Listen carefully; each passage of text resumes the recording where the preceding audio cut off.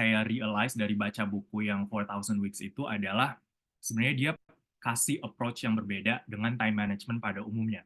Time management pada umumnya itu biasanya mengajarkan kita untuk lebih kiasu gitu kan, mengajarkan kita untuk lebih lebih ambisius, as in, oh ini waktu kita terbatas, kita harus bisa semuanya secara efisien. Tapi di luar itu sebenarnya yang perlu kita lebih hargai adalah karena waktu terbatas, kita harus bisa menghidupi hari-hari kita dengan bahagia gitu kan. Jadi yes, kita punya cita-cita, punya target, kita ingin mencapai target tersebut dengan optimal, tapi at the same time, gimana caranya itu tidak mengkompromikan kualitas hidup kita sehingga kita tidak terus-menerus berasa under pressure gitu kan, tidak terus-menerus berasa kayak dikejar untuk mencapai target tertentu. Gimana caranya walaupun hidup kita semua ini terbatas, kita bisa menghidupi kehidupan yang meaningful, yang berarti, yang punya dampak untuk orang lain, yang bisa saling berbagi gitu kan. I think that's the purpose of what I wanted to deliver here. Jadi yes, waktu terbatas,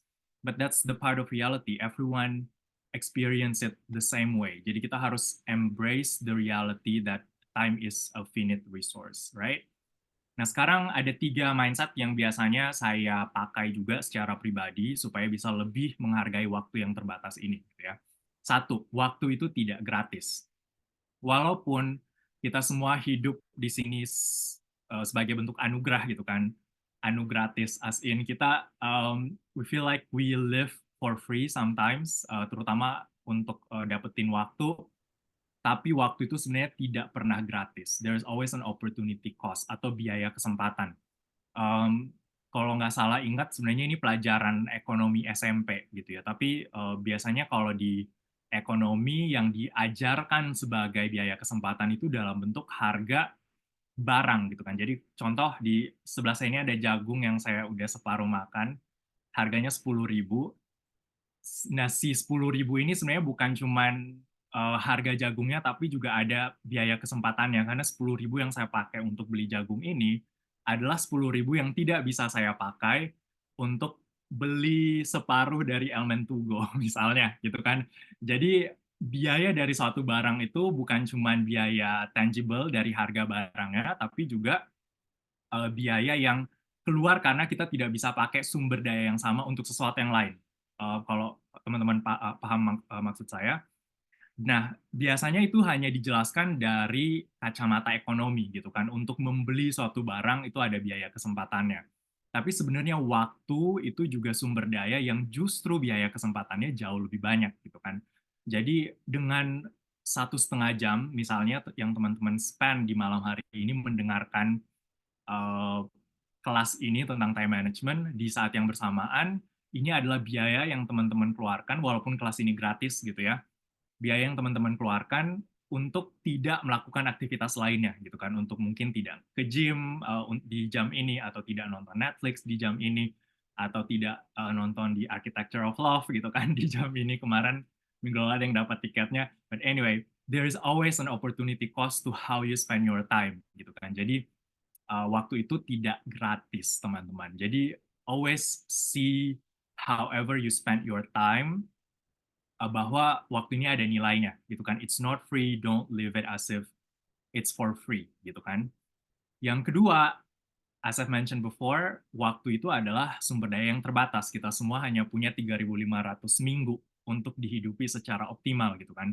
Tapi yang saya sukai dari waktu adalah ini adalah satu-satunya sumber daya yang didistribusikan secara merata ke semua orang. Jadi mau dia petani atau presiden, kita semua sama-sama punya 24 jam saja per hari gitu kan. So how do we maximize from this equal playing field?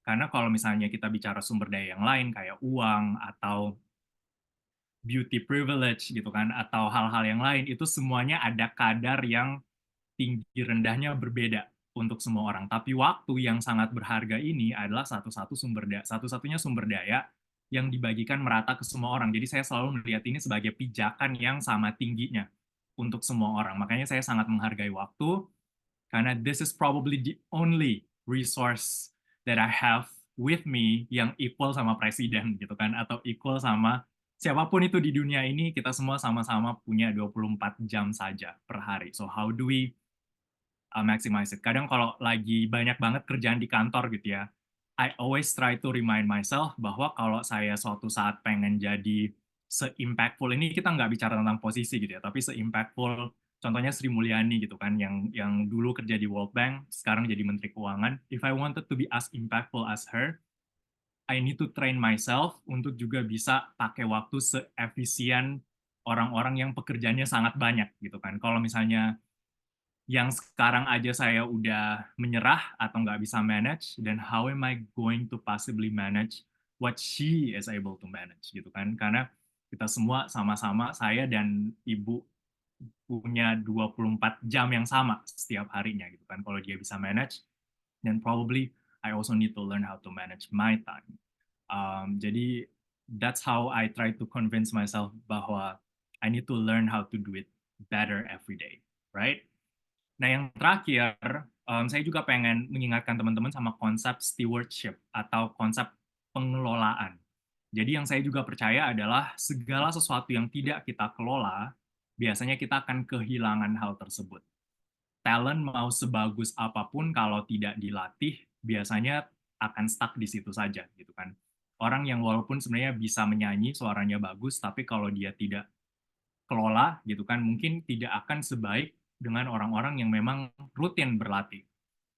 Uang kalau misalnya sebanyak apapun mau dia dapat warisan gitu ya dari keluarga yang sangat kaya, tapi kalau dia tidak tahu cara mengelolanya, at one point it's going to run out juga gitu kan, akan habis juga kalau misalnya tidak bisa dikelola dengan baik. Begitupun waktu, walaupun kita punya 24 jam yang sama, kalau kita tidak mampu mengelola waktu ini, we are going to lose this moment and these weeks and this time for nothing gitu kan. Jadi I always try to make sure that I can manage my time well so that dia nggak lewat begitu aja.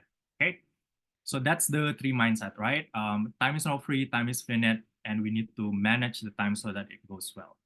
Nah, sekarang moving on to the second part, yaitu goal setting. Sebenarnya time management ini lebih ke arah goal management juga, gitu ya. Karena waktu ini adalah sumber daya yang kita pakai untuk bisa sampai ke sebuah tujuan, gitu kan. So it's only a means to an end, not the end in itself. Jadi mengelola waktu itu bukan satu tujuan in itself, tapi satu cara untuk kita bisa sampai ke tujuan tertentu. Jadi sebenarnya pertanyaan yang lebih tinggi dibanding gimana caranya kita mengelola waktu kita yang ada sekarang adalah gimana caranya kita men-setel atau membuat tujuan yang memang align sama kekuatannya kita, gitu kan. So goal setting is as important as time management, gitu kan. So that's why I put it as a second part. Nah sekarang, oke, di sini sebenarnya banyak komen tapi I can't read it. Jadi nanti mungkin I'll get back to it. Jadi kalau ada yang mau bertanya boleh raise hand ya. Nah sekarang, ah ini sangat sangat palu produktif anyway. Tapi saya percaya sih sebenarnya kebanyakan orang pada saat dibilang ayo set goal untuk diri kalian sendiri di usia tertentu, terutama mungkin di usia yang seperti saya gitu kan. Biasanya banyak orang yang already give up with their life karena sudah terlalu sering gagal gitu kan. Jadi kalau saya udah usia kepala tiga atau mungkin udah lewat quarter life crisis, kecenderungannya adalah tidak akan seambisius orang-orang yang usianya masih muda gitu kan, yang masih belasan tahun atau yang masih 20-an awal, karena terlalu sering dikecewakan oleh kehidupan gitu kan. Jadi biasanya udah set sebuah tujuan tapi ternyata udah coba sebesar dan sebaik mungkin tapi ternyata gagal gitu kan. So for this moment sebenarnya saya pengen encourage teman-teman untuk berani tetap bikin goal untuk diri sendiri. Karena ibarat ini ada kapal yang sangat mewah gitu kan, yang lengkap semuanya di dalam, dari entertainment sampai leisure, sampai mungkin the cutting edge technology. Tapi kalau nggak ada tujuannya, bisa jadi dia berputar-putar di satu rute yang sama gitu kan. So if without destination, most likely walaupun potensinya ada, di dalam kapal tersebut gitu ya. Semua yang dibutuhkan sebenarnya udah ada dalam diri kapal ini. Bisa jadi dia nggak akan sampai ke potensi maksimalnya untuk membawa penumpang ke satu tujuan tertentu kalau tujuannya nggak ada gitu kan. Jadi saya rasa sih semua yang kita butuhkan untuk bisa sampai pada calling kita itu sebenarnya udah ada dalam diri kita. Tapi kalau kita tidak set tujuannya, bisa jadi kita itu sebenarnya berputar-putar di samudra yang sama gitu kan. Kita berputar-putar di tempat yang sama tanpa tahu harus diarahkan kemana kapal ini. Jadi sangat disayangkan kalau seperti itu. Nanti kita bisa ngobrol lebih jauh di Q&A kalau ada yang tertarik tentang how do you deal with failures, terus how do you convince yourself misalnya untuk bisa stand up again, despite, tapi my point in this slide adalah you need to set your goals. Harus punya tujuan. Supaya potensi yang kita milikin dalam diri kita bisa membawa kita ke arah tertentu gitu kan. Walaupun nanti arahnya bisa berubah, as we've discussed many times before juga di pertemuan-pertemuan sebelumnya gitu ya. Nah sekarang, kalau kita udah set goals kita mau kemana, how do we do that exactly and technically?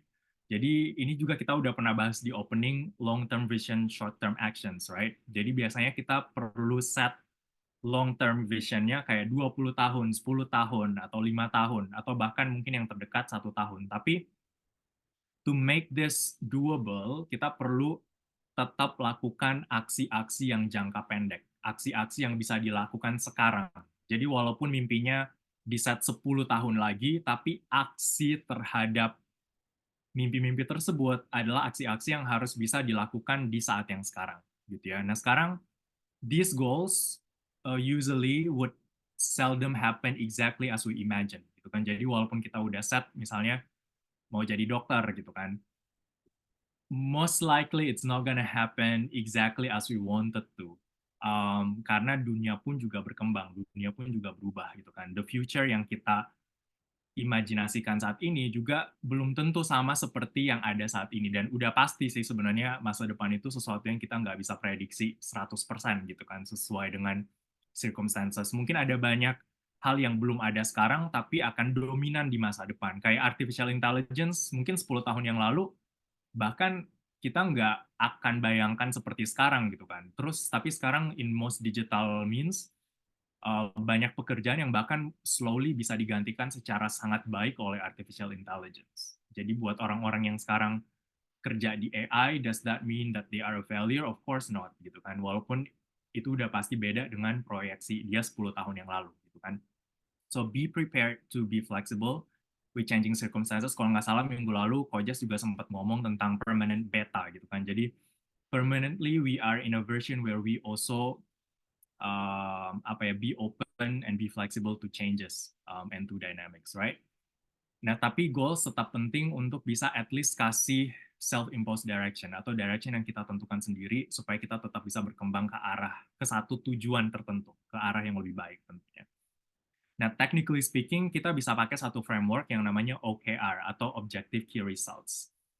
Nah, OKR ini agak berbeda dengan dengan yearly resolution. Jadi biasanya kalau kita tahun baru kita bikin resolusi, terus misalnya pengen badannya bagus atau pengen promosi di kerjaan gitu kan, atau pengen liburan ke Afrika misalnya. Um, but usually by the end of January, kayak dengan segala macam kesibukan akhirnya udah lupa lagi gitu kan. Nah, OKR sebenarnya mirip dengan resolusi tahun baru, tapi dilakukan per 3 bulan, jadi per quarter. Dan ini sebenarnya dilakukan di banyak perusahaan, termasuk dan terutama startup gitu ya, untuk bisa terus memastikan ada pertumbuhan di perusahaan tersebut. Nah, sekarang saya akan coba kasih contoh OKR yang kita bisa adopsi di level individu. Karena biasanya OKR ini ditentukan misalnya untuk organisasi atau untuk perusahaan, tapi sebenarnya framework yang sama itu bisa dipakai untuk mensetel goal kita secara lebih terukur gitu ya di project-project yang lebih short term. Karena kalau nunggu setahun kemungkinan cepat untuk dilupain gitu ya. Tapi kalau kita set goal per 3 bulan, itu biasanya kita bisa scoping secara lebih realistis. Oke? Okay? Oh, ternyata sebelum sebelum masuk ke sana, Well, do I even have? Oke. Anyway, nah sekarang sebelum masuk ke contoh OKR-nya, sebenarnya penting juga untuk mengerti gimana caranya memprioritaskan. Nah, kalau prioritas sendiri itu sebenarnya caranya sih paling efektif adalah dengan bertanya ke diri sendiri. Kira-kira key areas apa dalam hidup teman-teman yang paling penting? Nah, ini untuk tiap orang bisa beda key areas yang mereka prioritaskan. Ada yang memang family man, misalnya dia lebih memprioritaskan keluarganya. Jadi apapun yang terjadi di pekerjaan, kalau bersinggungan dengan urusan keluarga, dia tahu harus memprioritaskan keluarganya. Kan ada yang memprioritaskan keuangannya misalnya. Jadi, oh karena saya masih sangat muda, yang penting saya kumpulin duit dulu deh, kesehatan mungkin nomor kesekian gitu. Karena saya masih punya tenaga untuk kerja dalam jangka waktu yang panjang. Nah, sekarang saya kembalikan ke teman-teman, mana yang paling efektif. Tapi selagi mendengarkan ini mungkin teman-teman bisa mulai berpikir juga secara individu gitu ya.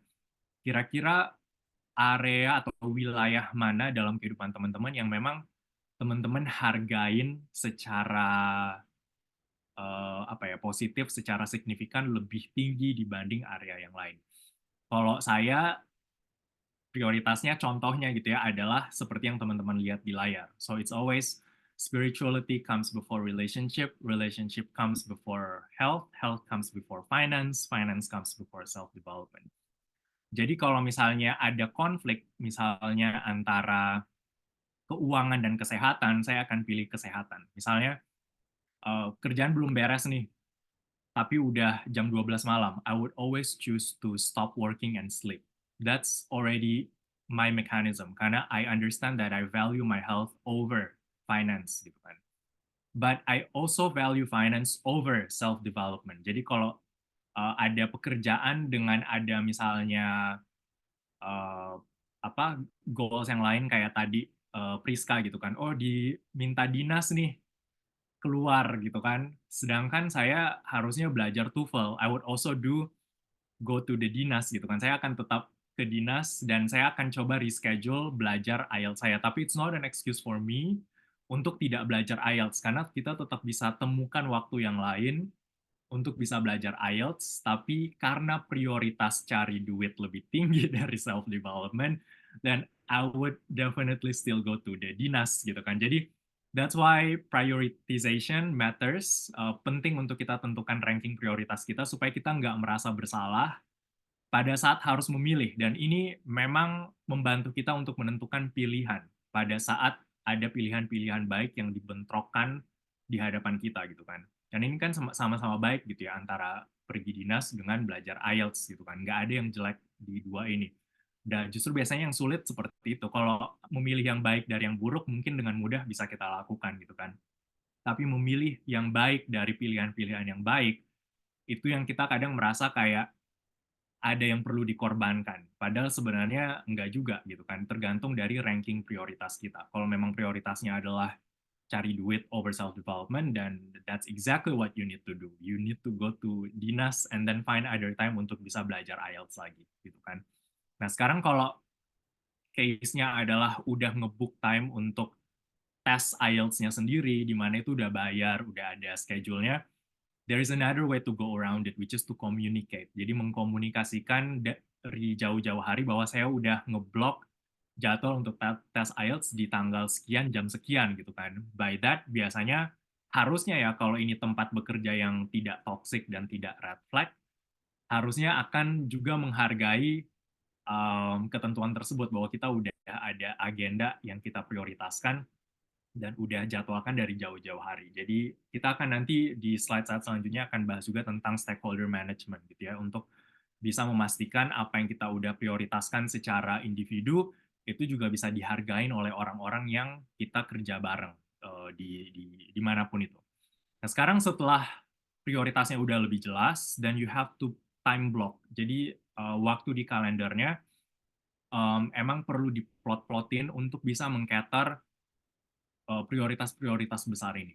Oke, dan baru deh sisanya yang kita lakukan untuk yang tidak menjadi prioritas kita. Banyak orang malah terbalik gitu kan, they let their time flows, akhirnya yang jadi prioritas besarnya malah tidak lakukan. Which leads me to this illustration tentang jar of life. Dan ini mungkin udah banyak sekali yang lihat di sosial media gitu ya tentang toples kehidupan. Yang mana kalau misalnya kita isi toples yang ibarat kata waktu kita dan hidup kita gitu kan, kita isi dengan prioritas-prioritas besar kita yang batu-batu besar ini, sebenarnya hal-hal lain yang tidak menjadi prioritas kita would eventually and anyway find place di dalam hidup kita gitu kan. Dan mereka tetap bisa masuk sebenarnya. Kayak misalnya nggak ada di prioritas tadi di sini kayak nonton konser gitu kan atau binge watching Netflix gitu kan. It's not my priority, but somehow I still go to concert sometimes, and somehow I still binge watching Netflix juga gitu kan. Karena there's always space for these pebbles and sands untuk bisa masuk ke dalam jar of life kita. Tapi kalau misalnya kita tidak menempatkan atau tidak ngasih space untuk prioritas utama kita, dan membiarkan pebbles and sands-nya kayak batu-batu kecil dan kerikil dan pasir ini masuk duluan ke dalam waktu kita yang terbatas ini, akhirnya ada prioritas besar yang harus kita korbankan, gitu kan? Ada space yang akhirnya tidak bisa lagi mengakomodasi prioritas yang seharusnya jadi hal yang penting untuk hidup kita, gitu kan? That's how then we need to sacrifice for something. Akhirnya mungkin bisa saja batu besar yang ada di luar ini adalah relationship-nya mungkin atau ada satu atau mungkin kesehatannya gitu kan yang akhirnya tidak bisa lagi masuk ke dalam jar ini karena terlalu sibuk uh, ikut mentoring YouTuber nggak terlalu sibuk nonton Netflix misalnya. So that's just one example. Okay. Now, now let's take a look at OKR, right? So we understand now we need to have goals, and then we need to prioritize depending on which area that we consider is important. Nah, sekarang how do we create goals yang emang kita bisa ukur seberapa dekat kita dengan goals ini? Oke, jadi framework ini namanya Objective Key Results. And as the name suggests, ada dua part dalam masing-masing goal ini, ada objektif dan ada key results gitu kan. Jadi ada tujuan dan ada kunci utama gitu kan, atau kunci hasil utama. Nah, sekarang contoh kalimat gitu ya dari framework OKR. Jadi bisa pakai ini, I will, kira-kira apa objektifnya, as measured by, apa kira-kira cara ukur utama atau hasil utama yang ingin kita ukur. Nah, objektif itu biasanya harus bisa motivating. Jadi kita pada saat melihat objektif kita, kita berasa tanpa menunggu harus dimotivasi orang lain gitu ya. Tapi goal kita itu bisa memotivasi diri kita sendiri untuk bisa bergerak maju lebih produktif. It has to be short and simple, biasanya kualitatif, dan sesuai dengan nilai atau values kita atau prioritas yang kita udah tentukan sebelumnya. Nah, key results-nya baru biasanya lebih kuantitatif. Jadi kalau objektif biasanya kualitatif, lebih broad, lebih motivating, key results-nya yang lebih kuantitatif, yang benar-benar bisa diukur gitu ya. Nah, ini contohnya. Objektifnya adalah deepen mastery on product management. So, I will, kalau balik lagi ke kalimatnya gitu ya, I will deepen mastery on product management by key results-nya ini contohnya, dengan menghadiri misalnya 3 webinar atau online course on Scrum and Product Lifecycle di 3 bulan tersebut. Jadi kalau kayak gini kan gampang diukur, berarti matriksnya adalah sebulan sekali akan ikut online course atau sebulan sekali akan ikut webinars. By then, karena key results-nya memang terhubung langsung dengan objektifnya, by then kalau kita disiplin melakukan 3 kali ikut online course di quarter tersebut, secara nggak langsung kita ngerti bahwa mastery atau penguasaan kita terhadap product management itu akan lebih dalam di quarter tersebut. Beda kalau misalnya kita bikin resolusi tahunan terus bilangnya pengen lebih jago di product management tapi nggak jelas apa key results-nya gitu kan. Gimana caranya kita mengukur bahwa emang penguasaan kita di bidang tersebut udah lebih baik. Oke, terus another key results itu juga bisa dengan mengkonsultasikan atau dengan ngobrol, misalnya dengan ajak makan, misalnya siapa product managers yang kalian memang pengen belajar dari dia gitu ya, semi weekly misalnya. Jadi every other week, setiap 2 minggu sekali misalnya akan ajak ngopi atau ajak ngobrol satu orang yang menurut kalian bisa belajar dari dia gitu kan. Itu juga sebenarnya bisa diukur karena di sini ada ukuran waktunya. So semi-weekly, then I would know how many people I would invite for coffee for that quarter gitu kan. Kalau misalnya di bawah dari ukuran tersebut ya berarti I know that I'm not achieving my targets dan therefore mungkin bisa diukur lagi untuk quarter selanjutnya gitu kan. Jadi ini karena cycle-nya lebih kecil-kecil gitu ya per 3 bulan, lebih mudah untuk kita realisasikan satu, dan dua lebih mudah untuk kita evaluasi kalau seandainya goal kita itu tidak realistis. Jadi pada saat mengevaluasi bukan berarti kita bilang, oh ya kalau begitu quarter depan deh saya akan lebih aktif gitu kan. Tapi justru bisa jadi yang kita lakukan adalah ya mungkin instead of semi-weekly saya akan taruh di sini monthly. Jadi mungkin cukup sebulan sekali gitu kan. So that's part of embracing the finiteness of time gitu kan. Jadi instead of menjadi semakin ambisius, kita belajar gimana caranya menjadi semakin realistis. Karena sometimes more is not more gitu kan. Dengan kita menargetkan lebih banyak bukan berarti itu akan menjadi hasil yang lebih banyak juga gitu kan. Kadang dengan kita bikin goals yang lebih realistis dan kita bisa capai dan dengan tercapai itu kita jadi lebih bahagia gitu kan. Itu justru jadi jauh lebih mudah untuk kita bisa enjoy proses itu instead of merasa selalu harus menghukum diri sendiri dengan target yang lebih dari masa ke masa tapi nggak pernah tercapai gitu kan, if you get what I'm saying here. Jadi I think OKR is very helpful untuk membuat kita jadi jauh lebih realistis terhadap goal yang kita set untuk diri sendiri. Oke? Apalagi nih? Oke, contoh lain. Live a healthier lifestyle. Ini mungkin resolusi yang ada untuk hampir semua orang gitu ya. Kita pengen hidup lebih sehat. Tapi how do we exactly do that gitu kan? Kalau misalnya resolusinya per tahun, biasanya sih gym itu sangat ramai di Januari. Tapi begitu udah masuk momen-momen yang sekarang, it's not going to be as many as it is in the early of the year. Nah sekarang, how do we set supaya kita bisa juga ukur objektif tersebut bisa tercapai dengan lebih realistis. Ini contoh-contoh key results-nya, masing-masing orang bisa beda. Contohnya workout 5 times a week, gitu kan. Atau mungkin men-swap preferensi diet tertentu menjadi yang lebih sehat, dan itu kita bisa ukur. Ini semuanya bisa diukur karena on daily basis. Ini juga bisa diukur karena ada jamnya, gitu kan. So on average kita bisa kira-kirain, kira-kira kita udah live a healthier lifestyle atau belum. Gitu ya.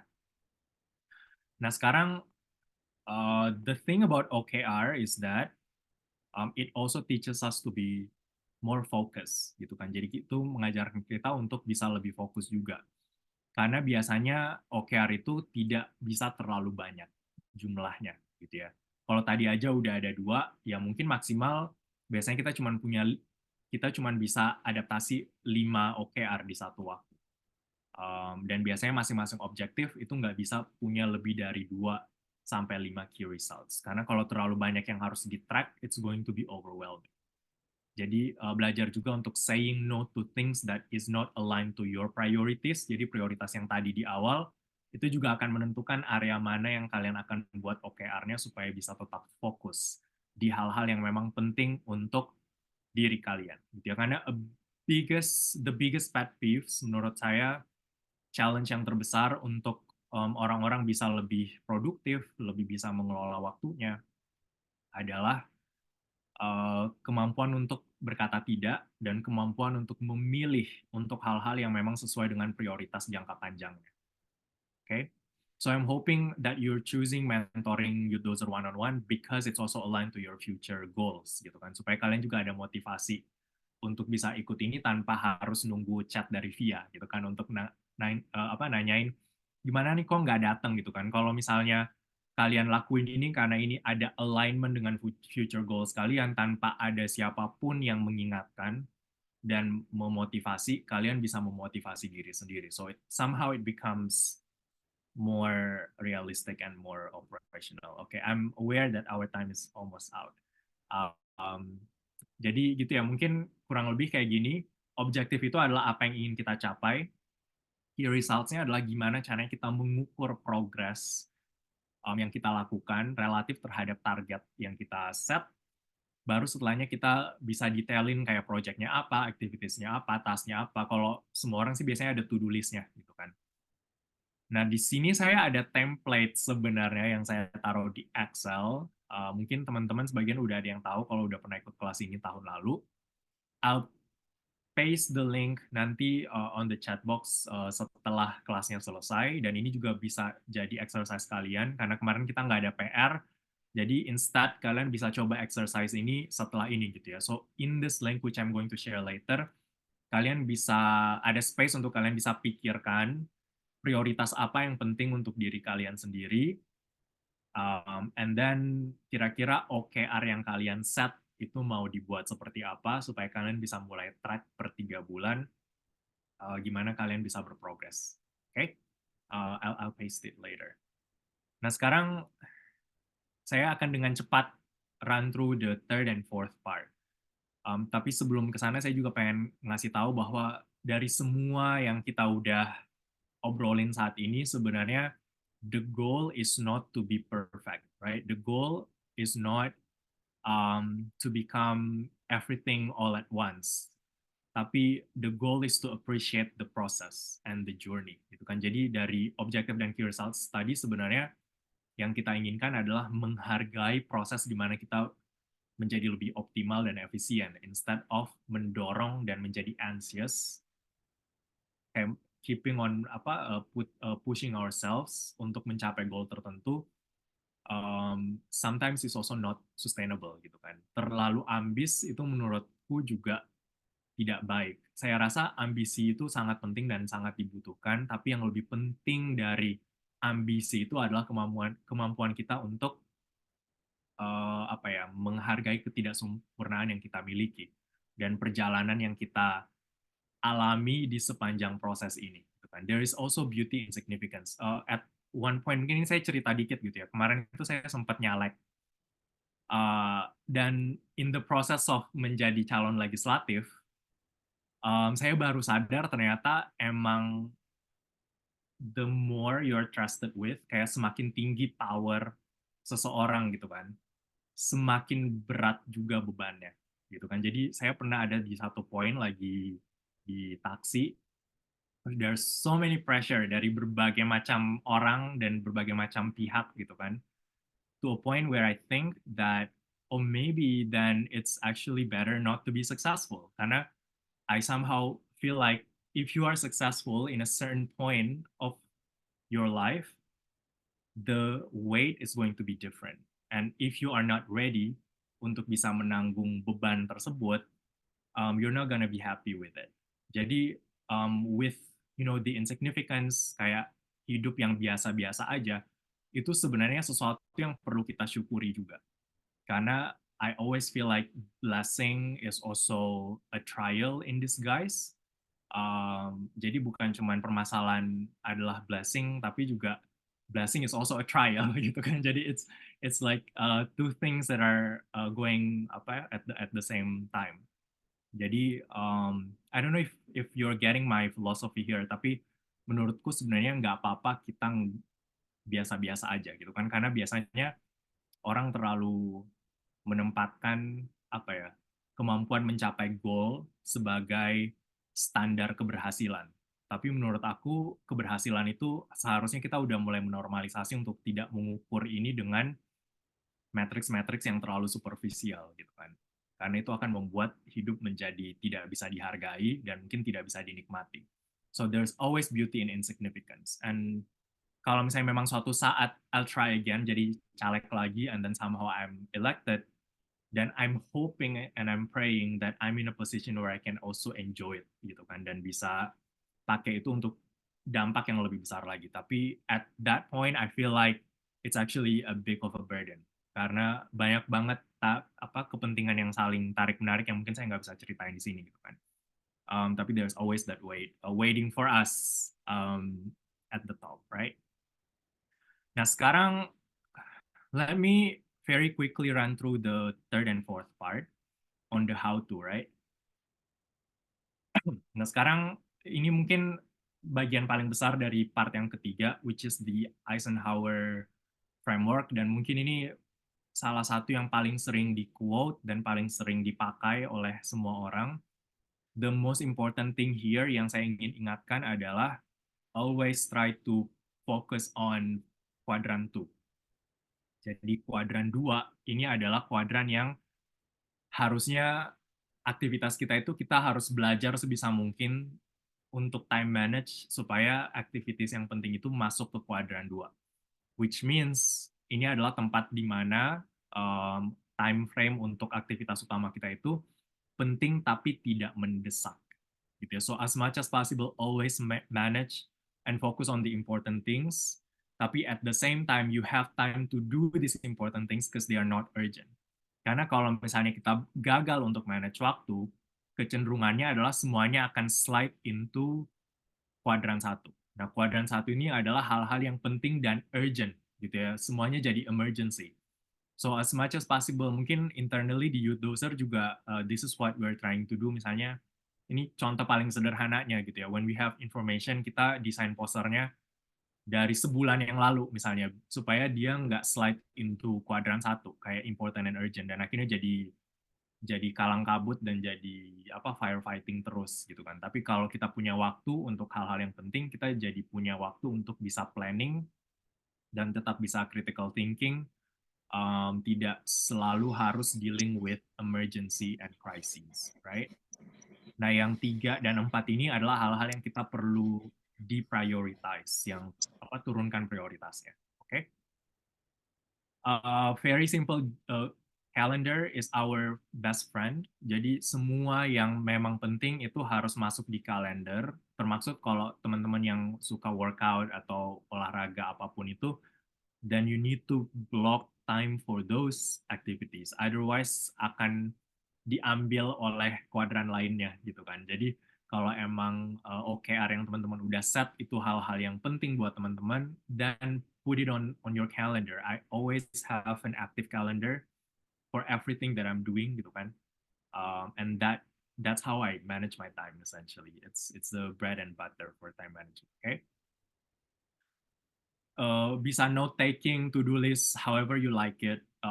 Tapi usually selain kalender untuk mengingat waktunya juga perlu ada notes-nya gitu kan, untuk tahu prioritas dari sebuah pekerjaan, terus perlu support dari siapa, kapan harus dilakukan, etc. etc.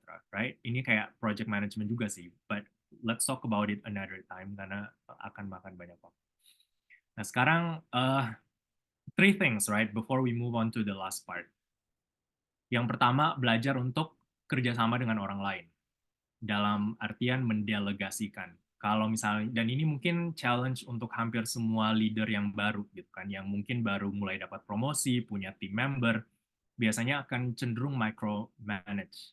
Jadi semuanya kayak pengen dicek, semuanya pengen dikendaliin, ada trust issue ke team membernya. So these are some tips for you to understand that if you wanted to manage your time well, dan merangkak naik ke satu responsibility yang lebih besar lagi, you have to be a good person to delegate it to someone else, gitu ya. Ini ada beberapa tipsnya. Kalau ada pertanyaan nanti kita bisa bahas. Pertanyaan selanjutnya adalah what if nggak ada team member gitu kan? Kalau pendelegasian itu kan kalau udah middle management gitu kan, ada tim yang kita bisa delegasin pekerjaan tersebut. Tapi kalau misalnya kita nggak punya tim, kuncinya adalah komunikasi dan memvalidasi ekspektasi kita ke stakeholder lain yang bekerja sama dengan kita, baik itu klien, bos, atau tim member yang lain. Kayak tadi contohnya Priska misalnya, udah ngebook IELTS nih di hari Sabtu misalnya, terus tiba-tiba bosnya bilang, ini lo dinas ke Papua gitu kan, besokannya, which is a big disaster. Karena then how are you supposed to do the IELTS if you are kalau misalnya harus ke Papua? That shows probably then he doesn't know that you have an IELTS test gitu kan. Kalau dia bos yang baik dan Priska udah memberitahu ini jauh-jauh hari pada saat udah di book IELTS-nya, supposedly dia tidak akan mendelegasikan ini ke Priska gitu kan. So that's why communications matter in a team gitu kan. Jadi kalau misalnya emang ada sesuatu harus dikomunikasikan gitu kan.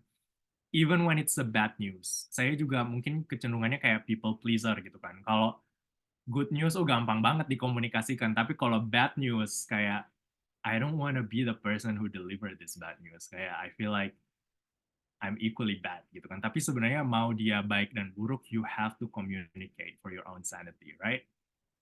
Prinsipnya biasanya dalam pekerjaan itu ada trade-off antara kualitas, harga, dan kecepatan. Dan you can only choose two. Hanya bisa pilih dua dari tiga hal ini. Kalau pengen cepat dan murah, ya kualitasnya jelek gitu kan, and so on and so forth. So you have to communicate which one is your priority. Terakhir, adalah mengelola stakeholder. Biasanya teman-teman bisa Google juga setelah ini, ada yang namanya RACI Framework. RACI itu singkatan dari Responsible, Accountable, Consulted, and Informed. Ini contohnya saja dari pekerjaan di sebelah gitu kan. Untuk policy life cycle dari planning sampai operation sama implementation whatever, there are people who need to be responsible for the implementation, ada yang accountable untuk bisa ngecek kualitasnya, ada orang-orang yang perlu ditanyakan untuk memastikan bahwa itu on track, dan ada orang-orang yang perlu diinformasikan supaya pekerjaan itu aman gitu kan. Jadi ini apa definisinya, terus setiap task itu harus ada satu orang yang jadi PIC-nya, dan harus ada orang yang accountable juga gitu ya, and so on and so forth. Dan ini sangat-sangat penting untuk memastikan bahwa pekerjaan itu bisa terdeliver dengan baik. Oke, okay? Kalau ada pertanyaan, which I'm sure ada gitu kan, nggak ada ini sangat dulu. Nah, sekarang saya akan masuk ke bagian yang terakhir, bear with me, ini bagian yang terakhir dari presentasi ini, yaitu tentang mengelola energi. Jadi kalau misalnya kita udah ngerti waktu itu penting, terus kita udah paham bahwa kita harus punya tujuan supaya bisa kelola waktu sesuai dengan prioritas yang kita udah tentukan sebelumnya, dan kita udah ngerti bagaimana caranya dengan berbagai macam tools dan komunikasi dan mengelola stakeholder gitu kan, supaya kita bisa bekerja secara produktif dan efisien. Nah, sekarang how do we be consistent for a long run gitu kan? Karena kita melakukan ini semua bukan cuma sekali dua kali, tapi seumur hidup gitu kan. So how do we manage our energy? This is I think the most important part of the presentation indeed, karena kalau pengen semuanya terrealisasikan bukan cuma masalah merencanakan gitu kan, because everybody can plan, tapi how do you execute your plan? That depends on how well you can be consistently managing your energy, right? Nah sekarang pertama, ada 7 poin, ada 7 poin di sini. I'm going to run through it very quickly. Yang pertama, work-life balance is an illusion. Sebenarnya nggak akan bisa perfectly 50-50 balance. Yang jadi utama dalam pekerjaan sebenarnya adalah menemukan arti dari pekerjaan itu sendiri. How do you find meaning? If you can find meaning in your work, usually you can do work-life integration tanpa harus burn out dan mengorbankan diri sendiri, because you somehow find that what you're working towards make an important difference in the world, right? Aku nggak tahu misalnya Iqbal, I know that you're working for the government, and remind me what you're doing, but you're actually doing an important work untuk bisa memastikan ada accountability di pemerintah misalnya gitu kan. Dan probably it's going to take so much of your time sampai akhirnya susah untuk misalnya olahraga 7 hari dalam seminggu. Tapi karena you do an important work, then you can somehow find it balance anyway. Kayak you can do it happily, and it becomes an integral part of your life, right? Yang kedua, sharpen the saw. Jadi kita sebagai vesselnya, sebagai orang yang melakukan pekerjaan ini, we need to prioritize ourselves juga somehow. Jadi walaupun kita tidak bisa find 50-50 balance, tapi kita juga harus bisa memproteksi dan membangun boundary untuk melindungi dan memprioritaskan kebutuhan diri kita. Karena sebaik-baiknya kita mau berdampak untuk dunia ini, kita nggak bisa ngasih sesuatu yang kita nggak punyai. Jadi kalau kita nggak punya kemampuan untuk berpikir kritis, misalnya gimana caranya kita mau berpikir untuk menyelesaikan masalah dunia gitu kan. Kalau diri kita sendiri juga sakit-sakitan misalnya. So you cannot give what you don't have. So it's always about using your time to also take a good rest, jadi selalu beristirahat dan selalu juga belajar supaya jadi orang yang tetap relevan dengan segala macam perubahan di dunia ini. Prokrastinasi is usually the biggest enemy. Mungkin challenge terbesar kalau tadi ditanya di awal adalah gimana sih caranya biar kita nggak menunda-nunda pekerjaan gitu kan. Kalau tips dari saya sih, find out what causes this procrastination. Kenapa kamu prokrastinasi? Biasanya karena pengen sempurna gitu kan pekerjaannya. In my case, usually because I wanted to be perfect and I'm waiting for the perfect time to start, which isn't going to happen, right? Jadi don't let perfect be the enemy of good, dan biasanya akan sangat membantu juga kalau kita breakdown tasknya jadi lebih kecil dan lebih doable. Dan kita merasa ini sebenarnya hal yang gampang.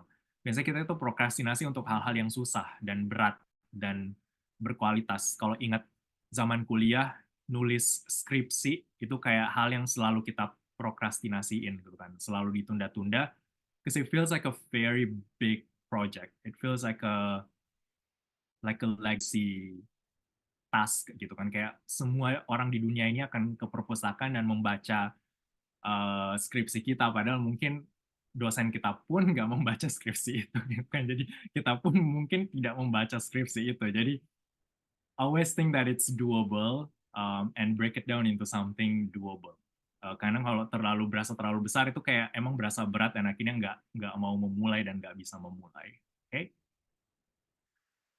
Nomor 4, almost there, right? A healthy lifestyle. Menurut aku penting sih memanage energi itu dengan mempraktekkan gaya hidup sehat. Dan ini sebenarnya sangat sederhana, nanti bisa belajar dari kakak-kakak youth dozer gimana mereka tetap produktif walau sibuk gitu kan.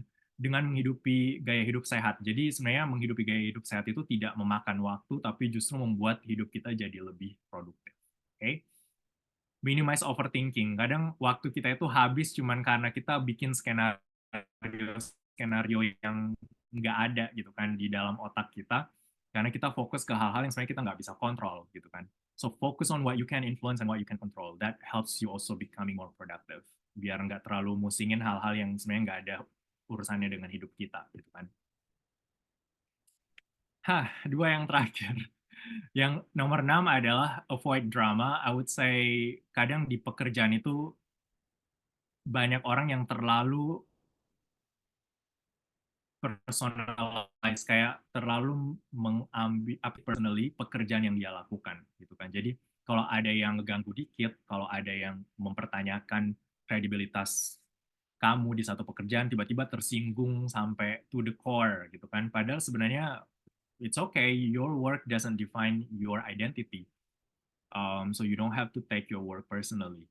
Terus, tapi at the same time, saya juga selalu percaya bagian yang kedua ini, you need to stay professional at all times.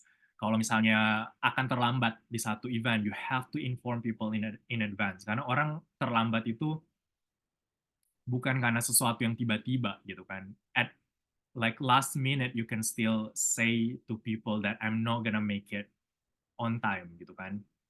And you can always inform people. Atau kalau bisa sih sebenarnya jangan terlambat gitu kan, tapi kalau terlambat you can still inform people. I also learn it the hard way, kayak di tempat kerja aku sekarang everybody is on time most of the time, dan sebenarnya yang aku juga lagi struggling di engagement lain gitu kan, it has to end on time, which is now I'm struggling about, karena bukan cuma mulainya yang harus on time, berhentinya pun juga harus on time.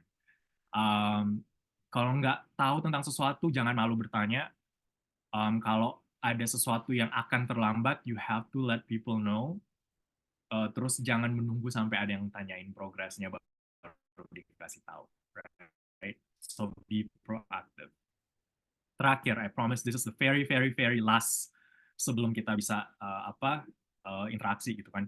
Be strategic. Jadi kalau misalnya kita udah ngomongin tentang time management and knowing our goals and knowing how to achieve these goals dan manage our energy, are we really going to the right direction? That's the question, right? Apakah yang kita lakukan semuanya ini sebenarnya strategis atau enggak? Apakah ini membantu kita jadi lebih baik atau enggak gitu kan?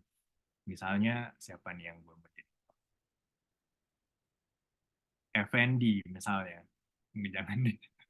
Effendi misalnya lagi sibuk banget nih, apakah yang disibukin ini does that help you achieving your goals atau enggak gitu kan? Because for example this person ya yang ada di layar, dia ini sebenarnya sangat sibuk gitu kan, karena dia lari di angka 9 gitu kan, tapi sebenarnya dia nggak kemana-mana karena dia lari di tempat. Because busy doesn't mean strategic gitu kan. Walaupun kita sibuk gitu ya tiap hari pontang-panting dengan pekerjaan dan kuliah dan segala macam, bukan berarti kita itu produktif. So busy is not equal to being productive, right? Dan kadang kita merasa making progress, tapi progress ke arah yang tidak align dengan North Star kita, tidak align dengan tujuan besar kita atau dengan calling kita, itu juga bisa terjadi gitu kan. Uh, ya, gitu. Nah, jadi the conclusion adalah you need to be strategic with your time. Jadi dengan segala macam aktivitas yang kalian pilih, karena tadi ada opportunity cost gitu ya, pilihlah aktivitas yang memang ada alignment dengan tujuan jangka panjang kalian. Kalau ini Lucky juga pernah share di sosial medianya, aku lihat kayak 80% of the output usually comes from 20% of the input, and that's a universal principle. And we know it as Pareto principles. And just very strangely, this happens to almost every line gitu kan, termasuk di time management juga. Jadi pilihlah kira-kira cari tahu apa 20% yang akan yield to the biggest output. And with that, saya selesai. I know it's longer than I thought I would take, tapi kita masih ada waktu kurang lebih 20 ya, 23 menit. Kalau seandainya ada yang masih belum jelas, atau ada yang mau ditanyakan, atau ada yang mau share dari experience-nya juga, silahkan. Di sini ada kakak Justian juga yang sangat sibuk, tapi tetap hadir malam hari ini. Nanti kalau saya mau berbagi juga feel free. Saya kembalikan ke Julio ya. Thank you semuanya. Oke, thank you banget Bang Biondi untuk pemaparan materinya, keren banget. Dan I'm sure teman-teman di sini juga sangat tercerahkan ya dengan tips yang praktikal di time management dari Bang Biondi. Jadi ini sebelum masuk Q&A, aku mau rangkum sedikit aja. Ada 4 pilar ya dari sesi ini yang tadi dibawakan sama Bang Biondi. Yang pertama tentang productive mindset. Ini as a reminder aja untuk kalian, waktu itu tidak gratis, there is always an opportunity cost. Waktu itu adalah sumber daya yang terbatas, tapi ini adalah sumber daya yang satu-satunya didistribusikan secara merata ke semua orang, dan waktu itu butuh di-manage atau stewardship dari kita. Terus poin kedua itu tentang goal setting. Ingat tadi long term vision sama short term projects. Ingat juga framework OKR untuk bantu kalian breakdown short term actions untuk mencapai long term vision kalian gitu. Jadi buat juga skala prioritas dalam hidup kalian untuk minimalisir distraction supaya kita fokus gitu. Terus yang ketiga itu tentang how to atau tips-tips time management dari Bang Biondi. Ini ingat aja Eisenhower Framework, always focus on kuadran 2, karena di sini adalah aktivitas penting, tapi yang nggak mendesak. Jadi di sinilah kita harus fokus ke aktivitas penting, di mana kita punya waktu untuk membuat planning yang proper gitu. Dan masukin juga jadwal kalian ke Google Calendar, supaya short-term action kalian itu tetap keep in track, dan OKR kalian itu nggak terambil sama activity lainnya. Gitu. Terus yang terakhir itu about managing energy, it's about completing your task, dan at the same time juga we take care of our health gitu, both physically and mentally. Dan ini juga tentang menjadi produktif, tapi tentang menjalani gaya hidup sehat juga gitu. So we should be able to balance both. Gitu. Nah ini mungkin kita langsung buka sesi Q&A aja kali ya. Ada yang mau tanya, bisa raise hand mungkin? Oke, udah banyak nih ya. Oke, aku coba tampung 4 pertanyaan dulu ya. Di sini ada Elgat, Osha, Raffi, sama Ahsan. Mungkin kita mulai dari Elgat dulu kali ya. Oke, terima kasih Kak Julio. Baik, selamat malam Kak Biondi dan teman-teman semuanya. Aku mau nanya nih Kak, menurut Kak Biondi, aku mau nanya tentang prokrastinasi ya dok, ya dok lagi, ya Kak Biondi. Kalau misalnya Menurut Kak Biondi itu prokrastinasi itu ini enggak sih Dok, Kak, kayak gejala dari suatu kesehatan mental seperti depresi atau kecemasan gitu. Itu penyebab prokrastinasi atau bukan? Atau justru eh, depresi atau kecemasan itu yang menyebabkan prokrastinasi? Atau misalnya prokrastinasi menyebabkan penyakit mental seperti itu? Menurut Kak Biondi bagaimana? Terus langkah-langkah yang bisa diambil untuk membantu seseorang agar bisa istilahnya sembuh dari prokrastinasi yang mengarah ke lebih parah gitu sih, kayak udah akut seperti itu. Menurut Kak Biondi bagaimana? Itu aja sih pertanyaan dari saya. Terima kasih. Oke, terima kasih. Mungkin Elgatnya yang lagi belajar kedokteran ya? Atau, oke, jadi Enggak, enggak. oh enggak ya? Cuma- Terbiasa manggil semua orang dokter gitu, karena Soalnya mentinya jadi Dok lebih Angga, jadi kebiasaan manggil dokter Angga. Oh, oke, siap-siap. Kalau dari saya sih sebenarnya saya belum benar-benar mempelajari secara meta-analysis gitu ya, keterhubungan antara depresi dan prokrastinasi.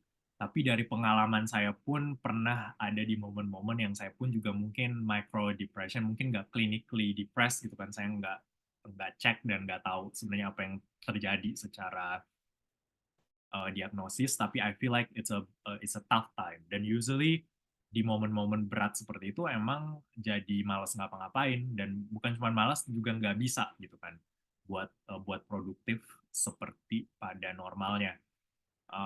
Mungkin saya instead of mencari keterhubungan antara dua hal ini, mungkin lebih pengen address masalah gimana cara keluar dari situasi seperti itu gitu ya. Sebenarnya sih saya tahu yang namanya depresi itu bisa sangat-sangat berbeda degree-nya antara satu orang dengan orang yang lain.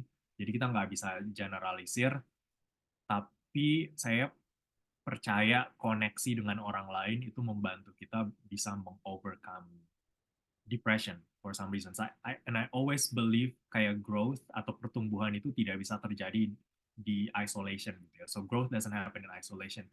Usually you need to connect to other people in order to grow. Walaupun connecting with other people itu comes with a package gitu, yang nggak semuanya positif. Karena saya juga percaya besi menajamkan besi, manusia menajamkan sesama. Kita berhubungan dengan orang itu juga datang dengan dramanya gitu kan. But that's part of it. I mean, if we always cut our relationship with people only because of one or two things, hanya karena ada percikan drama kecil-kecilan, dan we're never gonna have friends gitu kan kalau kayak gitu, karena it's one package, selalu satu paket antara pembelajarannya dan permasalahannya gitu kan, dan mungkin permasalahannya itu yang mengakibatkan pembelajaran. But anyway, my point is, kalau misalnya ada momen di mana memang merasa depresi, always find trusted few people yang teman-teman bisa confide to. Misalnya kayak bisa ceritain masalahnya. Karena kalau disimpan sendiri, itu biasanya akan menjadi semakin sulit gitu kan. Justru akan berkepanjangan. Kalau memang mau, dan mungkin ini juga sangat disarankan gitu ya, untuk bisa find professional help, that's even better.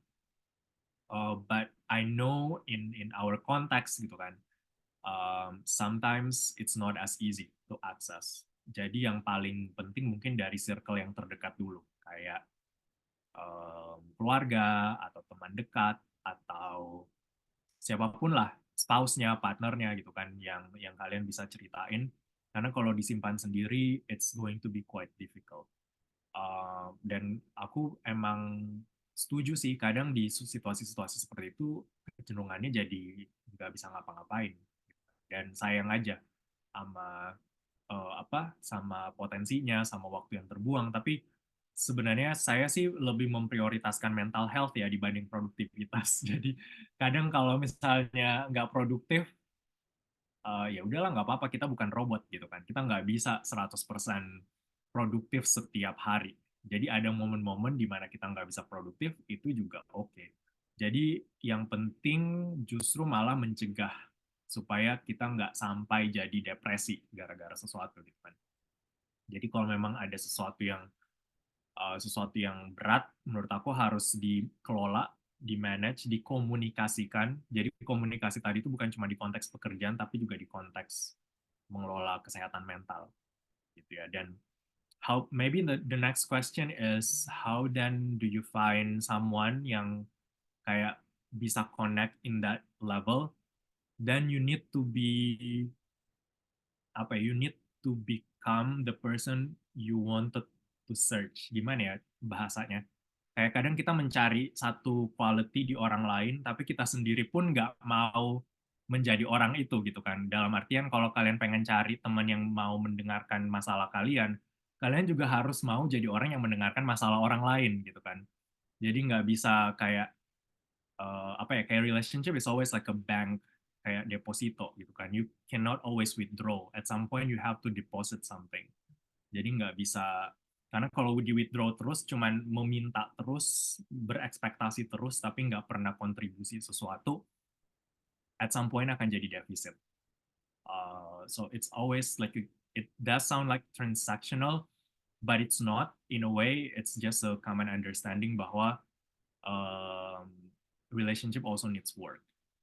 Gitu sih. I'm not the best in this, but anyway, that's my point of view. Kalau untuk keluar dari masa-masa sulit ya, aku nggak tahu kalau urusan depresinya, mungkin karena saya juga bukan pakar urusan mental health soalnya. But hopefully itu sedikit membantu jawab Elgat. Oke, thank you Kak Biondi untuk jawabannya. Sama Kak Asandi juga thank you banget ya udah jawab di komen. Terima kasih. Thank you. Oke, thank you Elgat for the question. Semoga menjawab ya. Terus nextnya kita ada Osha. Silakan Osha. Halo semuanya, halo Kak Biondi. Ya, nice to meet you again. Ini saya mau tanya tentang apa sih?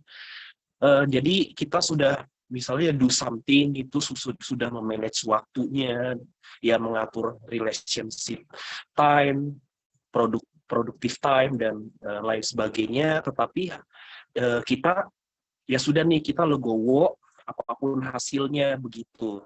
Nah, bagaimana caranya agar kita itu bisa lebih legowo begitu terhadap apapun hasil dari do something yang sudah kita korbankan, karena tadi kan time management itu tidak gratis ya, begitu sangat banyak mengorbankan waktu, it's exhausting ya, based on my real life experience begitu. Karena buat saya tuh lebih legowo, bisa lebih menerima diri sendiri, itu it's very important how to manage it, how to handle it. Thank you. Thank you, Osha. Aku izin jawab ya, Julio. By the way, aku mau apresiasi Osha dulu, because you are always active, selalu show up di pertemuan-pertemuan kita dari batch 1 bahkan. So thank you so much for being here. Terus kalau masalah output, kalau saya sih selalu berusaha berkonsentrasi ke hal-hal yang kita bisa kendalikan. Nah, yang kita bisa kendalikan kan usaha yang kita keluarkan gitu kan. Di circle tersebut sebenarnya selain circle of control, juga ada circle of influence. Jadi hal-hal yang sebenarnya kita nggak bisa kendalikan, tapi kita bisa pengaruhi gitu kan. Nah, ini mungkin kalau orang yang belajar politik gitu kan, this is probably the lobbying part. Jadi ada hal-hal yang kalian memang harus reach out extra mile.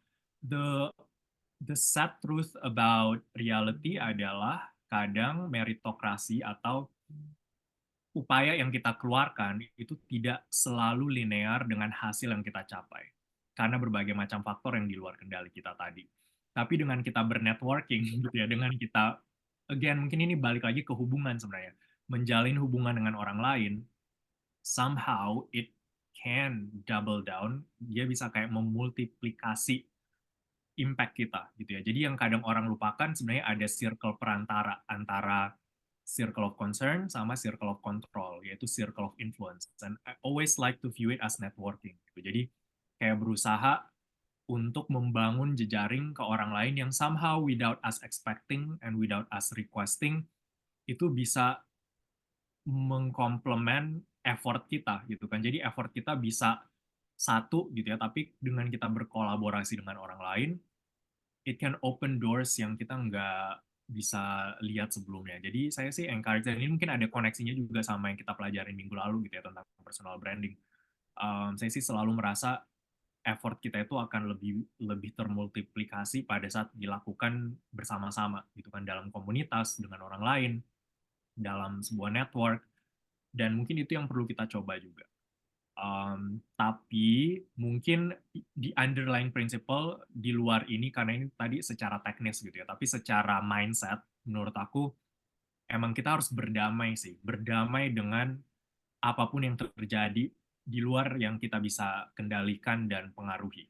Karena saya sih juga sangat zen ya, dalam artian sangat berserah. Jadi saya orangnya typically ambisius dan pengen bekerja keras, tapi saya juga tahu bahwa hidup kita ini sebenarnya juga sementara dan udah ada yang atur gitu kan. Jadi apapun yang terjadi, kondisi bagaimanapun itu, kadang justru keterbatasan kita dan kegagalan kita itu justru bisa jadi sebuah cerita yang memberkati orang lain. Jadi kita nggak perlu terlalu mematok diri kita harus berhasil terus atau harus kayak linear terus antara usaha dan outputnya gitu. Jadi just do your best. Success is not the goal. Jadi menurut aku goal kita bahkan bukan untuk jadi sukses, tapi goal kita untuk menikmati proses itu dan mungkin bisa berdampak baik untuk orang lain itu sih. Jadi mungkin apa ya, berdamai kali ya dengan situasinya. I don't know if I'm making any sense, tapi that's how I view it, Osha. Oke, Biondi, thank you. So ini lebih ke relate ke myself-nya sih. Juga selain yang dari apa sih kita tidak bisa mengontrol orang lain, tapi juga kita lebih ke apa sih rencana target diri sendiri yang memang ya benar gitu, tidak selalu linear seperti kata Kak Biondi begitu. Dan ternyata oh banyak ya, I taught many lessons. Yes. Ya banyak sekali hal-hal yang di luar dugaan ekspektasi, tapi ya itu kalau ini terus begitu ya saya tidak akan belajar begitu. Ya. Dan selalu dikasih ketentuannya seperti ini yang kita tidak tahu kecuali Sang Pencipta gitu sih. Jadi sehingga nanti saya bisa mungkin memanage waktu lebih baik dan mengontrol semuanya, berusaha lebih baik gitu. Oke. Thank you Biondi. Thank you Osha, semangat ya. Oke, thank you and congrats ya Osha for the Oh achievement. iya, thank you Kak Julio. Oke deh, kita ada 2 pertanyaan lagi. Next-nya dari Raffi.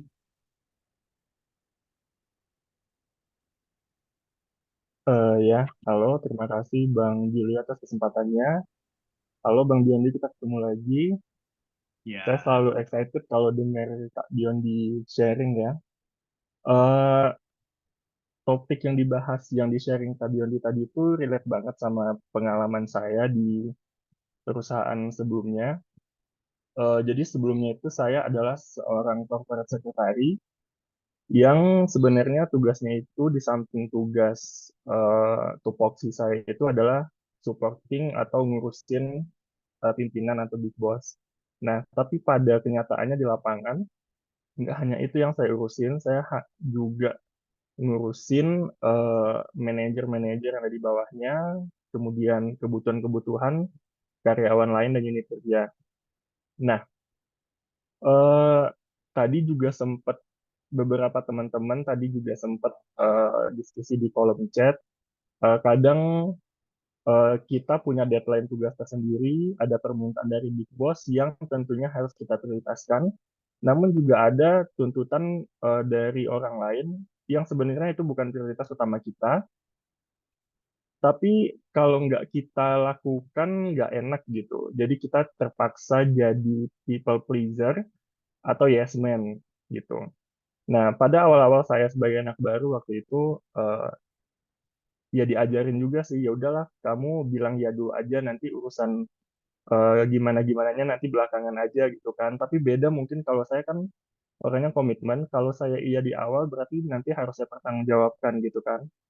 Nah, jadi gimana sih Kak supaya kita tuh pas saat bilang enggak itu enak gitu. Jadi nggak ada Soalnya saya di awal-awal saya iya, terus beberapa bulan setelah itu saya berani buat bilang enggak, dan ada hal yang berubah antara saya dan rekan kerja saya seperti itu. Mungkin sekarang yang saya lihat itu eh, Bang Biondi mungkin udah sukses, kerjanya bagus. Pernah nggak di titik yang di situasi seperti saya yang saya ceritakan tadi? Mungkin di awal karirnya atau bagaimana? Terima kasih, mungkin itu saja. Thank you. Iya, makasih ya Raffi udah be vulnerable dan menceritakan circumstances-nya tadi. Menurut aku, dan aku bisa relate banget sih sama cerita ini karena I'm also studying diplomacy, right? Waktu S1 hubungan internasional, dan di prinsip diplomasi itu dan prinsip diplomat gitu kan in general, we never say no. Jadi biasanya yes means maybe, maybe means no. Jadi kalau kita udah kayak maybe, it already means no gitu kan. So kalau misalnya kita bilang yes, we're gonna do it, it actually means maybe. Jadi that's how we perceive komitmen. Karena kan di dunia internasional yang anarkis ini, yang tidak ada regulasi yang bisa pegang gitu kan. Not even UN, not even World Bank, not even it's just no rules essentially. Emang nggak ada yang kita bisa percayain gitu kan. And people usually wanted to build trust by saying, oh we are with you when they are not. Jadi saya sangat bisa memahami kondisi-kondisi di mana susah untuk bilang tidak gitu kan. Dan saya pun juga merasa ada artnya, ada seninya. Karena kalau kita terlalu selalu berkonfrontasi sama orang, selalu kayak nggak mau gitu kan, itu juga mungkin terkesan keren gitu kan. Oh ini orang tegas gitu kan. Tapi dalam jangka panjang mungkin dia akan jadi musuh bersama gitu kan. Jadi mungkin ada cara-cara tertentu di mana kita bisa manage workload ini dengan kondisi sih. Menurut aku, I always put conditions on my commitment gitu kan. Jadi when you say yes, what's the condition gitu kan. Kalau misalnya oke, ini ada tugas baru nih, oke boleh dibantu, tapi ada tapinya gitu kan. Jadi ada kondisinya. Saya lagi ngerjain yang ini nih, saya akan bantu kamu mungkin, tapi 3 tahun lagi, mungkin nanti gitu kan, later setelah saya bisa menyelesaikan yang sekarang. Atau oke boleh, tapi yang ini mungkin kita perlu tanya dulu ke manajer atau siapapun itu untuk bisa diprioritasin, atau mungkin bisa minta lagi satu orang yang lain untuk bantu gitu kan, jadi bertiga misalnya, atau apapun itu. Jadi memang harus berstrategi sih in a way. Jadi bilang yes, tapi juga harus nggak lempeng gitu. Jadi oh ya terus tahu-tahu kita sendiri yang burn out gitu kan. Jadi yes with a but. That's how I always try. Dan sebenarnya sih akhirnya sih ya, kalau dari sudut pandang manajernya, menurut aku dia juga harus ngerti. Atau mungkin in this case sebenarnya bukan manajer, tapi sebenarnya kayak your peers, tapi dari tim lain atau dari tempat lain gitu kan. Dia juga harus paham untuk request yang extraordinary atau request yang tidak pada tempatnya, dia juga harus ngerti kualitasnya mungkin tidak akan sama dengan primary task yang memang udah jadi tanggung jawab kita. Jadi kalau saya sih akan tetap juga in your position gitu kan, dengan konteks itu akan tetap bilang iya dengan kondisi tertentu gitu kan, atau bilang iya tapi nggak akan terlalu peduli dengan kualitas. I know it sounds hard to shallow untuk in your case, because probably you're also a perfectionist gitu kan, tapi that's why I think I also learn to to say bahwa let's not let good be the enemy, let's not selalu try to be perfect in all times gitu, karena it's going to hound you back sih menurut aku. Kalau semuanya harus ada kualitas yang sama, termaksud hal-hal yang sebenarnya bukan tanggung jawab utama kita, the sacrifice would usually be ourselves gitu kan. Jadi it's going to be hard to manage. Jadi mungkin dari aku 2 itu kali ya tipsnya. Try to look at the conditions, sama mungkin kualitasnya bisa kompromikan gitu. Tentunya dengan dikomunikasikan juga kayak, oh iya saya bisa bantu tapi cuma sampai sini gitu kan. That's what I can commit for now. Kalau nanti udah waktunya lebih lowong atau nggak urgent, saya mungkin bisa bantu dengan lebih baik. Kapannya, apakah beneran ada atau enggak, kan lihat nanti. Jadi, you don't have to put it on yourself. Gitu sih. Nggak tahu, mungkin Julio justru punya ini kah, pengalaman pada saat apa campaign atau double ini kayak tanda Iya, kutip double kayak gitu. very relatable tips sih from Bang Biondi karena di kantor aku juga kayak harus deal with a lot of stakeholders yang kayak kepentingannya juga ingin apa ya, mereka tuh pengen kepentingan diutamakan gitu lah gitu. Jadi kita juga harus kayak at one point tegas biar kayak orang tuh apalagi kalau misalnya di corporate world biar orang tuh atau divisi tertentu nggak terlalu take advantage atau kayak menginjak-injak kita kali ya bahasanya gitu. Jadi kayak we should be firm juga ke mereka gitu.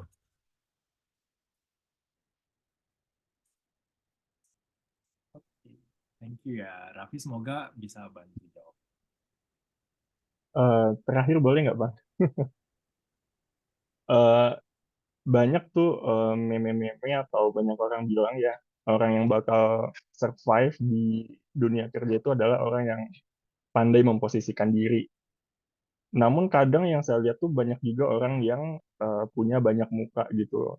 Jadi mungkin menurut Bang Biondi atau Bang Julio, setuju nggak dengan pernyataan kalau yang bakal survive di dunia kerja itu adalah orang yang punya banyak muka atau punya banyak sisi?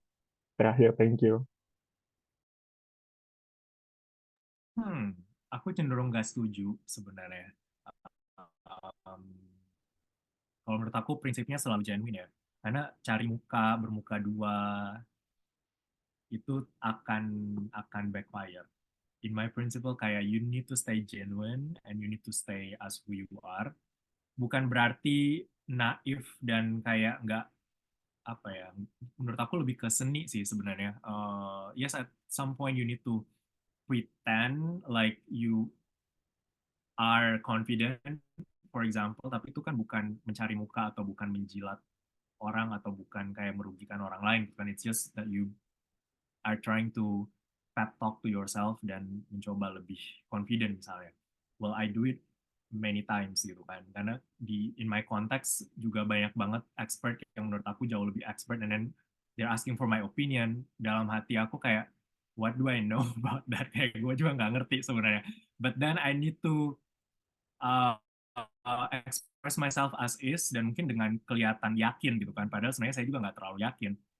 Um, but doesn't mean that you need to fake it. Menurut aku sih being genuine is more important. Karena menurut aku buat apa misalnya dapat posisi tertentu tapi you are losing yourself in the process. Ya jadi aku sebenarnya nggak terlalu setuju sih. Dan eventually it goes down atau it boils down to your capacity sih. Mau orang se-fake apapun dan sebagus apapun dia cari muka, kalau kamu lebih skillful dari dia, at some point lo akan tetap ternotice gitu sih. Mungkin nggak instantly, tapi menurut aku di tempat kerja yang sehat gitu ya, skill itu akan tetap mengalahkan kemampuan orang-orang untuk cari muka gitu kan. Cari muka itu mungkin hanya akan dapat kredit di tempat atau secara instan, tapi over the long term, and they're always playing a long term game gitu kan. Just focus on developing your own skills. Kalau skill kamu emang jago dan kamu master, kamu bagus, eventually you would find your own spot gitu. Jadi nggak perlu terlalu khawatir dengan orang-orang yang cari muka atau menjilat gitu. Yes, jadi fokus aja ke diri sendiri dan mengembangkan kapasitas sendiri.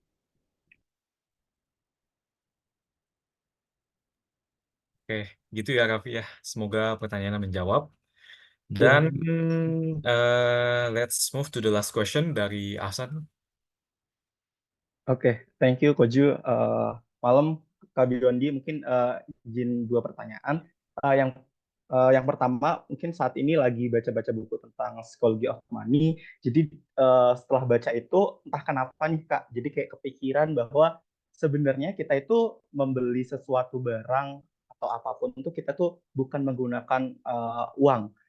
Tapi ternyata kita tuh membeli sesuatu itu ya menggunakan waktu yang sudah kita kumpulkan. Kayak kita bekerja berapa jam yang akan menghasilkan uang, dan ternyata emang itu tuh dari waktu kita yang kita gunakan.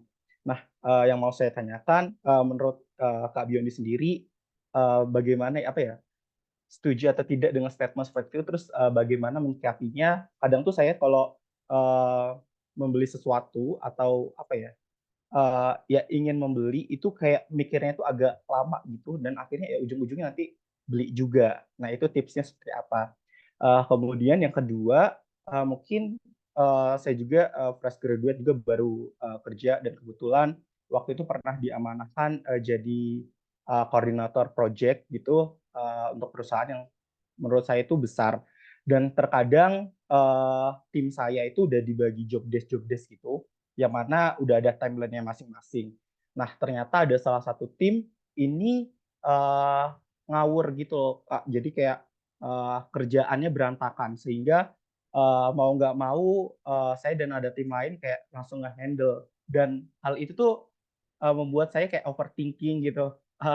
Ya mungkin jelek juga ya, sehingga mungkin menghambat kayak kenapa bisa seperti itu, apa saya salah untuk nge-briefing atau emang kerjaan yang saya berikan itu terlalu sulit atau seperti apa. Nah, ada nggak sih Kak tips-tips biar dalam kerjaan atau apa tuh nggak gampang overthinking? Itu aja sih Kak. Thank you. Oke deh, thank you. Pertanyaan malam ini susah-susah semua, jadi let me think about it. Dan kalau ada yang mau menjawab, bantu menjawab, silakan ya. Yang pertama itu dari sisi apakah sebenarnya kita itu membeli sesuatu dari waktu. Saya jadi teringat sebenarnya beberapa tempo hari yang lalu kayak pernah lihat ada satu reels yang viral gitu kan, yang mengomentari ada satu tukang kayak stylist gitu ya, capster yang nge-charge 1,5 juta per jam untuk gunting rambut gitu kan. Kayaknya dia viral di TikTok tapi kayak reelsnya sampai ke Instagram juga.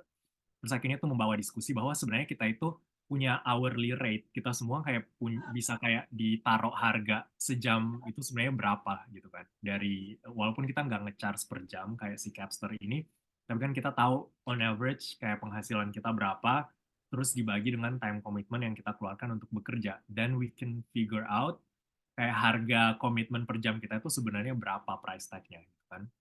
By which kalau misalnya kayak gitu, setiap kali mau beli sesuatu, kita ngerti sesuatu itu sebenarnya akan di-replace dengan berapa jam kita kerja gitu kan. Jadi in a way saya setuju sih sebenarnya kayak we eventually buy something with time instead of just with money.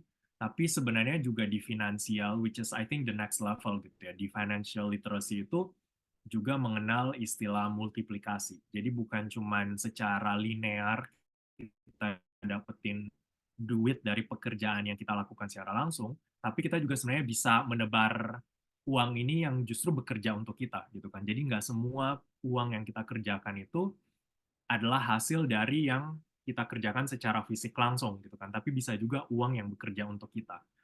Misalnya melalui investasi atau buka usaha misalnya yang kita bisa co-organize dengan satu partner yang mana kita cukup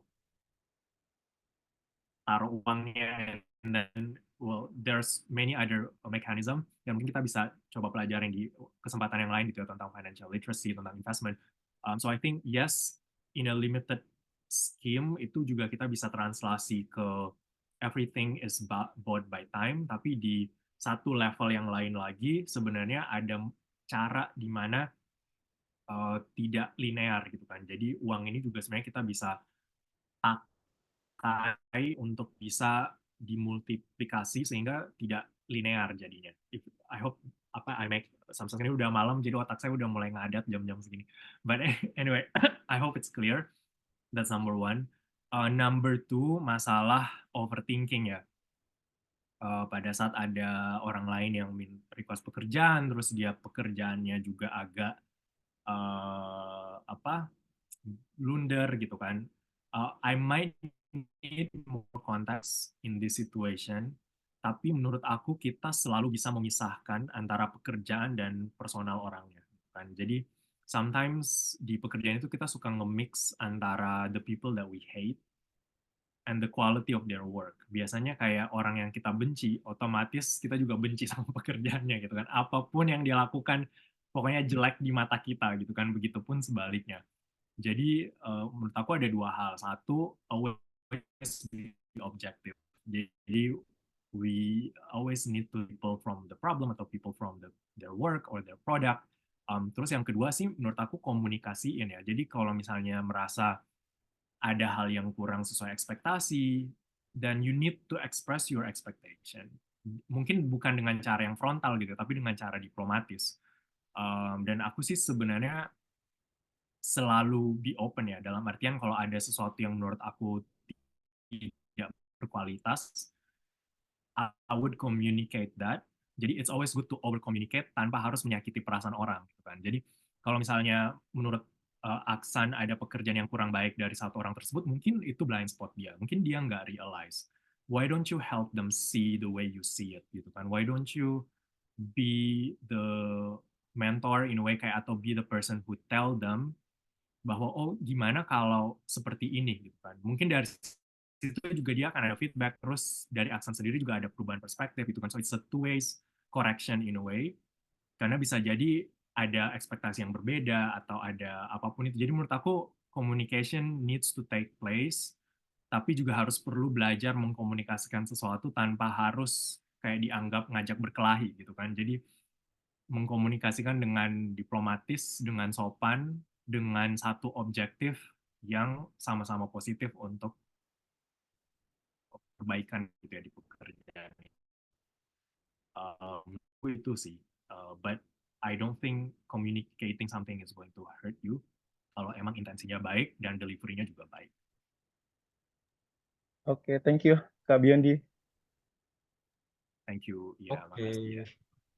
Thank you semua udah tanya malam hari ini. Seneng deh pada antusias dan jadi pada banyak yang curhat ya di kolom chat kayaknya.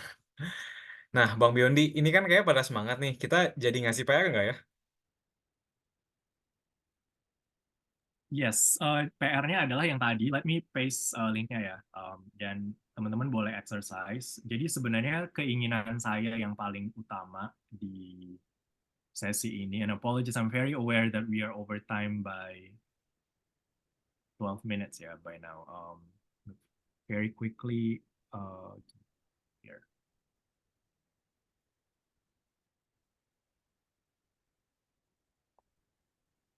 Mungkin bahasanya lebih ke exercise kali ya, instead of PR, karena aku juga mungkin nggak akan bisa untuk ngecek satu-satu. But if you look at that link,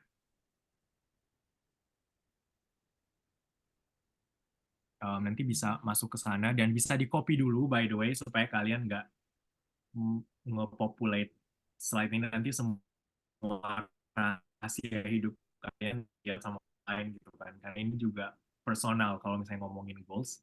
So the way you do it, aku share screen kali ya biar lebih jelas. Jadi di sini kan ada area prioritas nih. Kalau ini saya susunnya based on my own priorities. Nanti maybe here.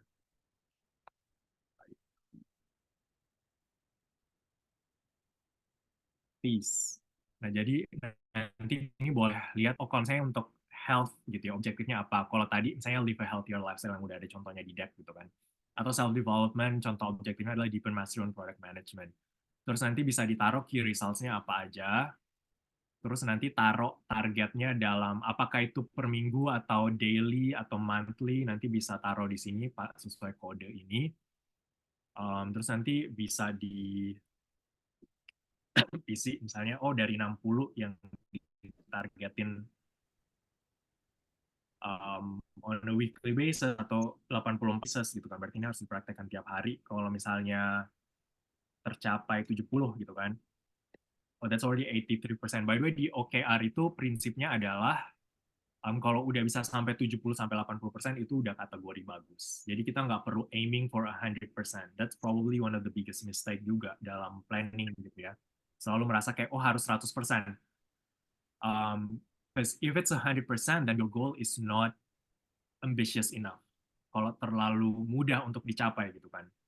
Tapi set it in a way itu juga bisa nge-stretch kalian. Jadi put it ambitiously, dalam artian itu sesuatu yang memang sulit dicapai supaya kalian ada pergerakan yang maju dan itu nge-stretch capacity kalian. Tapi at the same time know that you need to compromise in 70 to 80% gitu. Jadi kalau udah 70%, 80% itu udah bagus banget. Karena berarti kalian udah berprogres untuk satu goal yang lumayan stretching gitu kan. Yes, jadi kalian bisa masuk ke sini, look it's 2024. Nanti bisa coba diisi key results-nya apa, goals-nya apa. Kalau in my own personal ini aku nge-track setiap hari, jadi di sini bakal panjang sesuai dengan tanggalnya. Terus nanti diakumulasiin ke sini biar ngerti persentasenya. Begitu sih. Jadi bisa dipakai sebagai template untuk exercise buat nge-track setiap hari apakah berprogres atau enggak. Gitu sih. Dan you don't have to submit it back karena ini lebih ke untuk diri masing-masing sih. Semoga bisa bermanfaat buat goal tracking-nya. Oke. Tuh teman-teman dipakai ya toolsnya, udah dibuatin tuh sama Bang Biondi. Oke, nah ini karena waktunya juga udah lewat, kita mungkin tutup aja kali ya mentoring sesi malam ini. Cuman sebelumnya mau remind juga, tadi Via ada kirim satu link untuk feedback form. Nanti minta tolong teman-teman untuk isi ya, karena ini untuk perbaikan dan juga improvement di sesi-sesi selanjutnya. Gitu. Oke, sebelum kita tutup, kita foto bareng kali ya. Ada 2 slide di sini. Aku mulai dari sesi slide pertama dulu. Mungkin teman-teman yang on cam bisa dibuka kameranya. Oke, 1, 2.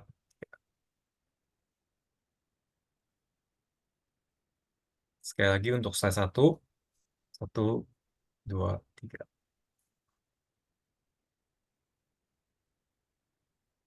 Oke, sekarang yang slide 2. Sebentar ya.